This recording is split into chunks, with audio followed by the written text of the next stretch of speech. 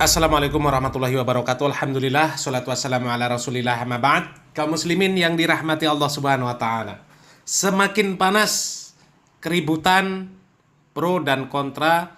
Apakah Habib di Indonesia ini benar-benar keturunan Nabi Muhammad SAW atau hanya sebatas klaim atau pengakuan yang palsu? Dikatakan oleh seorang kiai bahwa belum ada yang terbukti secara ilmiah bahwa Habib-Habib di Indonesia ini adalah keturunan Nabi Muhammad Sallallahu Alaihi Wasallam. Bahkan mereka menantang para Habib untuk melakukan tes DNA. Bahkan sampai menantang membongkar kuburan Nabi Muhammad Sallallahu Alaihi Wasallam dan juga sahabat radhiyallahu an. Nauzubillah min dalik. Satu hal yang kemudian juga cukup menarik untuk kita perhatikan. Kalau kita pikir-pikir, semua tuduhan orang-orang yang selalu koar-koar selama ini, memfitnah, menuduh dakwah yang hak dengan tuduhan Wahabi, tuduhan demi tuduhan, satu persatu itu balik kepada mereka.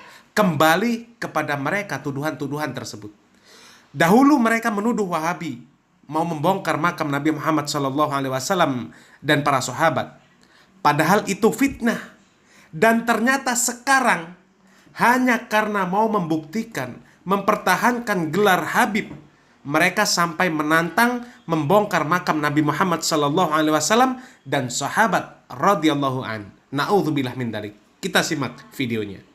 Jangan seolah-olah memandang Kiai Haji Imaduddin itu menuduh palsu setiap oknum yang ngaku Habib di Indonesia. Bukan begitu, nggak ada pernyataan Kiai Haji Imaduddin yang menyatakan seperti itu, bahwa yang mengaku Habib di Indonesia itu palsu. Nggak ada. Menantang untuk membuktikan secara ilmiah. Maka oleh itu kalian oknum Habib, referensinya jelaskan dalam kitab Nasab. Apakah di Indonesia ada cucu Nabi? Di dunia ada cucu Nabi, tapi di Indonesia ini belum ada yang terbukti secara ilmiah bahwa dia adalah cucu dari baginda Nabi besar Muhammad Sallallahu Alaihi Wasallam.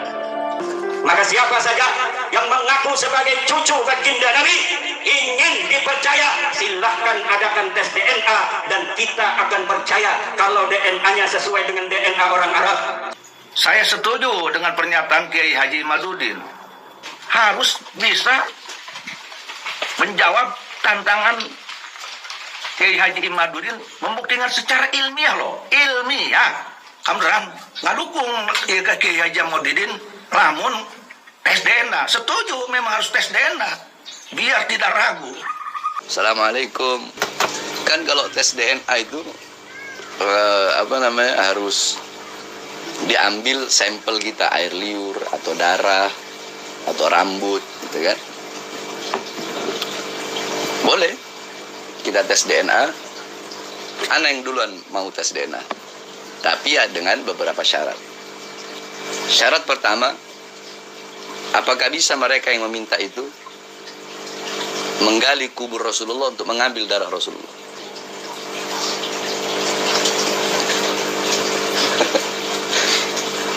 Terus syarat yang selanjutnya, sebelum tes DNA kita orang para habaib, tes dulu DNA mereka sebagaimana sabda Rasul. Kenapa? Karena kita orang pengen tahu. Kata Rasulullah SAW dalam satu hadis, man lam ya'rif haqqa itrati wal ansar fahuwa ihda min thalath, imma munafik, ya, kata Rasulullah, orang yang tidak tahu tentang hak, kemuliaan, keutamaan keluargaku, anak cucuku, dan tidak tahu kemuliaan serta hak di sini maksudnya kemuliaan, keistimewaan, keagungan daripada sahabat-sahabat Ansor dan sahabat-sahabatku. Jadi intinya tidak mengakui, tidak tahu tentang, tidak tahu berarti kan dia harusnya tahu dong. Nah tapi ini dia nggak mau tahu. nggak mau tahu tentang keistimewaan, kemuliaan, keagungan beliau-beliau, ya, para anak cucu Rasulullah dan para sahabat. Maka ini orang yang tadi ini, yang mengingkari, yang tidak tahu, ya, yang mengingkari, yang tidak tahu keturunan Rasulullah dan para sahabat, tidak tahu keutamaannya, mengingkari keutamaannya, tidak tahu aja udah seperti ini, apalagi mengingkari, kan begitu. Maka dia termasuk satu dari 3 golongan. Imam munafik, ya, dia itu orang munafik, atau dia itu anak hasil zina, atau dia itu yakni min ghairi tuhurin, atau dia anak yang orang tuanya dulu, ayahnya bersetubuh dengan ibunya, ibunya dalam keadaan haid. Jadi gampang kalau ada orang benci sama anak cucu Rasulullah, benci sama sahabat, di antara 3 ini. Kalau nggak munafik, anak hasil zina, kemudian anak haid. Nah, tes DNA. Anak zina apa bukan? Tes DNA, udah bilang kalau mau tes DNA 2 syaratnya. 1, bisakah ente orang yang ngajak tes DNA ini menggali kuburnya Rasulullah, ambil darah beliau, nanti cocokkan sama kita orang, atau darah Sina Ubaidillah yang kan dikatakan putus, darahnya atau rambutnya kayak atau apa, ya, sama-sama kita ke laboratorium rumah sakit, udah cek rumah sakit Mangun Cipto Mangun Kusumo, biayanya ada yang bayar, biayanya ada yang bayar. Itu syarat pertama. Syarat kedua, tes DNA dulu. Yang ngajak tes DNA ini tes DNA dulu. Apakah termasuk anak zina apa bukan?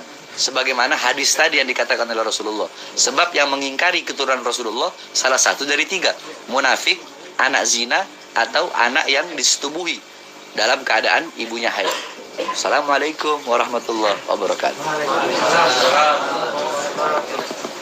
Kaum muslimin yang dirahmati Allah Subhanahu wa taala, memang cukup aneh mereka berbangga diri dan membanggakan sosok habaib. Yang berbangga diri merasa bahwa dirinya seorang habib, seorang keturunan nabi, kemudian bersikap jumawa, bersikap sombong, seolah-olah dirinya adalah orang yang suci. Kemudian dengan senang hati diperlakukan dengan berlebih-lebihan, sampai kemudian ridho kakinya dicium oleh orang lain. Dan kemudian yang membangga-banggakan seakan-akan ketika mereka telah membanggakan, memuliakan, bisa dekat dengan para habaib, seolah-olah ada jaminan surga untuk mereka.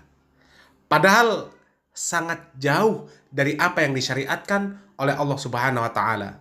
Dan juga apa yang dikatakan, dikabarkan oleh Rasulullah sallallahu alaihi wasallam. Rasulullah sallallahu alaihi wasallam mengatakan di dalam sebuah hadis, "Hiyaruhum fil jahiliyah, hiyaruhum fil Islam idza faqihu." Mereka orang-orang jahiliyah pun akan menjadi orang-orang yang mulia apabila dia memahami syariat atau memahami agama Islam. Dan tidak ada bedanya antara keturunan Nabi dengan yang bukan keturunan Nabi. Keturunan Arab atau bukan keturunan Arab. Berkulit putih atau berkulit hitam, atau apapun yang semisal. Rasulullah sallallahu alaihi wasallam pun bersabda, "Ala la fadla li arabiyyin ala ajamiyyin, wala ajamiyyin ala arabiyyin, wal ahmar ala aswad, wala aswad ala ahmar illa bit taqwa." Ketahuilah bahwasanya tidak ada keutamaan bagi orang Arab di atas orang Ajam atau orang non-Arab, orang Indonesia. Tidak ada keutamaan bagi orang Ajam di atas orang Arab. Juga bagi yang berkulit merah di atas yang berkulit hitam. Atau sebaliknya, yang berkulit hitam di atas yang berkulit merah. Kecuali dengan sebab ketakwaan. Bukan sebab nasab. Bahkan di dalam hadis riwayat Muslim, hadis ke-36 di dalam kitab hadis Arba'in Al-Imam An-Nawawi, Rasulullah sallallahu alaihi wasallam mengatakan, "Man nafasa an mu'minin kurbatan min kurabid dunya, nafasallahu anhu kurbatan min kurabi yaumil qiyamah. Wa man yassara ala mu'sirin, yassarallahu alaihi fid dunya wal akhirah. Wa man satara musliman satarahullahu fid dunya wal akhirah. Wallahu fi aunil abdi ma kana al abdu fi auni akhi. Wa man salaka tariqan yaltamisu fihi ilman sahhalallahu lahu bihi tariqan ilal jannah. Wa majtama'a qaumun fi baitin min buyutillah yatluna kitaballah wa yatadarasunahu bainahum illa nazzalat alaihimus sakinah wa ghasyiyatuhumur rahmah wa haffathumul malaikah wa dzakarahumullahu fi man indah wa man bata'a bihi amaluh lam yusri' bihi nasabu. Rasulullah Shallallahu Alaihi Wasallam mengatakan, menyebutkan keutamaan tanpa pandang bulu apakah itu keturunan Nabi atau bukan keturunan Nabi. Barang siapa yang menghilangkan kesusahan dari kesusahan dunia bagi seorang mukmin, maka Allah Subhanahu wa taala akan menghilangkan kesusahan dari kesusahan yang ada pada hari kiamat. Barang siapa yang memberikan kemudahan orang-orang yang kesulitan, maka Allah Subhanahu wa taala akan memberikan kemudahan baginya di dunia dan akhirat. Siapa yang menutup aib seorang muslim, maka Allah akan menutup aibnya di dunia dan akhirat. Siapa saja yang menolong saudaranya, maka Allah akan menolongnya sebagaimana dia menolong saudaranya. Barang siapa yang menempuh perjalanan di dalam rangka menuntut ilmu, maka Allah akan mudahkan baginya jalan menuju surga. Dan tidaklah berkumpul sekelompok orang di salah satu rumah Allah untuk membaca kitab Allah dan kemudian mempelajarinya di antara mereka, melainkan akan turun kepada mereka ketenangan. Rahmat meliputi mereka, para malaikat mengelilingi mereka, dan Allah menyanjung nama-nama mereka kepada malaikat-malaikat yang ada di sisinya. Barang siapa yang lambat amalnya, maka tidak akan bisa dikejar oleh nasabnya. Jadi jelas dari dalil-dalil yang ada, barang siapa yang beramal, bertakwa, maka dialah yang mendapatkan keutamaan, balasan yang baik dari Allah Subhanahu wa taala. Begitu juga sebaliknya, barang siapa yang lambat amalnya, maka nasabnya tidak akan dapat mengejarnya. Meskipun keturunan Nabi sekalipun, apabila lambat amalnya, maka tidak akan dapat ditolong oleh nasabnya. Semoga bermanfaat. Barakallahu fikum. Wassalamualaikum warahmatullahi wabarakatuh.